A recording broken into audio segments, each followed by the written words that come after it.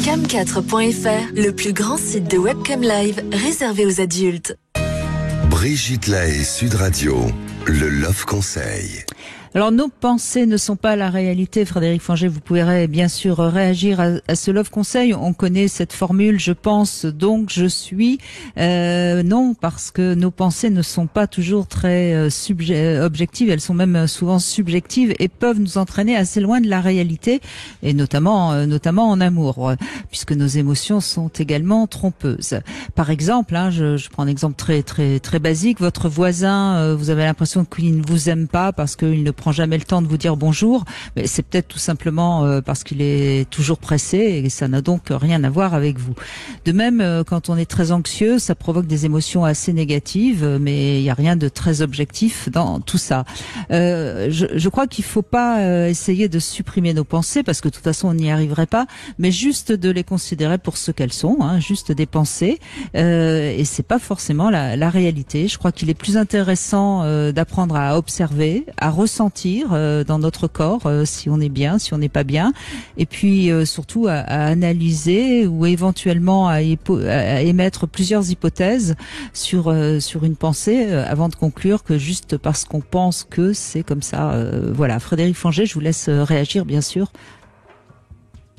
Oui, alors c'est la base même de la thérapie cognitive de se rendre compte que ma pensée n'est pas la réalité. D'autant qu'on pense toujours de la même façon.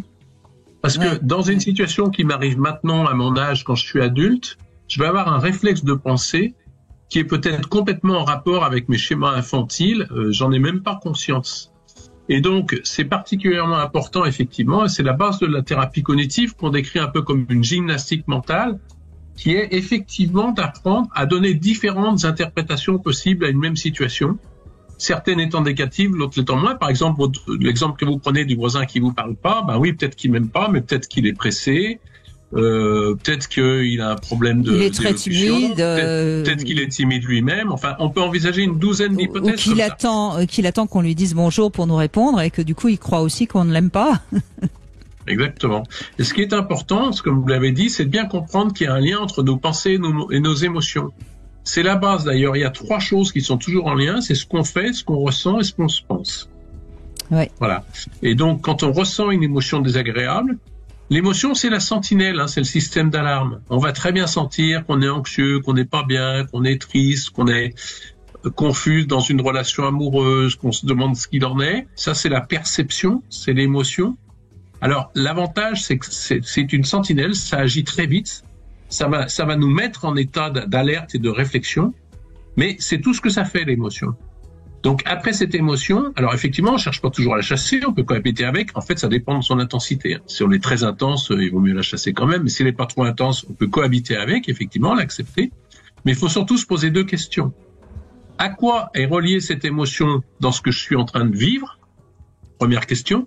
Ça, en général, les gens y arrivent assez facilement. Ils se rendent compte que c'est parce que ils sont une fois de plus face à leur chef irascible, qui ne leur fait que des critiques, qui vont se sentir mal, ou à leurs parents irascibles. Mais aussi, et dans le même temps, sur le moment, se dire qu'est-ce que j'ai en tête en ce moment. Et effectivement, si là on tombe sur des pensées négatives, il va falloir les travailler et dire, mais attends, c'est peut-être pas la seule interprétation, mais comprendre que si on modifie la pensée négative, l'émotion va être calmée. Et que donc, pour enlever une émotion anxieuse ou dépressive, certes, il peut y avoir des médicaments quand le tableau est grave, etc., qui marchent sans que c'était la dépression, mais il y a surtout un travail mental à faire sur ces fameuses pensées trompeuses dont vous parlez, pour apprendre à faire cette gymnastique mentale et se rendre compte qu'avec d'autres pensées dans la même situation, avec le même malaise, le malaise va diminuer. Exactement. L'avantage, c'est qu'il n'y a pas d'effet secondaire. On ne dépend pas de l'industrie pharmaceutique, il n'y a pas besoin d'aller chez le pharmacien, parce que c'est comme mon exercice tout à l'heure, c'est travail sur les pensées, il y a plusieurs exemples dans la BD, on peut les faire soi-même, avec un petit carnet, un petit crayon, et on est autonome par rapport à la gestion de nos émotions anxieuses ou de stress. Et ça coûte moins cher on n'a pas besoin d'aller voir le psy. Ça coûte moins cher que le psy, puisque votre BD, elle coûte 20 €. Voilà, c'est dit.